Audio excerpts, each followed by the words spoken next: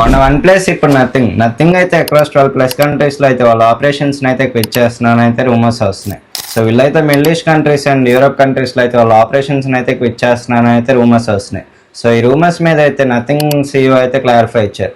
So ఆ clarity ఏంటో తెలుసుకునే ముందు మన వీడియో నచ్చితే లైక్ చేయండి, అలాగే మీ ఫ్రెండ్స్కి షేర్ చేయండి. మన ఛానల్లో కొత్తగా వచ్చినట్టయితే సబ్స్క్రైబ్ చేసుకోండి. సో నథింగ్ CEO అయితే వాళ్ళ ఆపరేషన్స్ని అయితే క్విట్ చేయట్లేని అయితే చెప్పారు. వీళ్ళైతే వాళ్ళ ఆపరేషన్స్ని అయితే ఏ కంట్రీస్లో క్విట్ చేయట్లేదు అండ్ వాళ్ళు మేజర్ హబ్స్లో అయితే వాళ్ళ ఆపరేషన్స్ ఇంకా ఇంప్రూవ్ చేసి వాళ్ళ కంపెనీ గ్రోత్ని పెంచాలని అయితే అనుకుంటున్నాం అని చెప్పారు. సో వాళ్ళ ఆపరేషన్స్ అయితే నార్మల్గానే ఫ్లో అవుతాయి. అండ్ ఇండియాలో చూసుకుంటే మన ఇండియా మార్కెట్లో అయితే నథింగ్ వాళ్ళకైతే ఒక అఫీషియల్ బ్రాండ్ అయితే పడిపోయింది.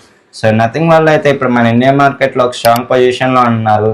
అండ్ రీసెంట్గా చూసుకుంటే ఈ 4B సేల్స్ కూడా వచ్చేసి ఫస్ట్ డే వచ్చేసి అక్రాస్ 30+ అయితే సేల్స్ అయ్యాయని అయితే చెప్తున్నారు. సో వాళ్ళైతే వాళ్ళ మార్కెట్ని ఇంకా ఇంప్రూవ్ చేసుకోవాలనుకుంటున్నారు, రీఆర్గనైజ్ చేసుకుందాం అనుకున్నారు. సో ఈ రీసెంట్గా ఈ రిపోర్ట్స్ వచ్చిందాన్ని బట్టి వాళ్ళైతే మేమైతే ఎక్కడ ఎగ్జిట్ అవ్వట్లేదని అయితే క్లారిఫై ఇచ్చారు.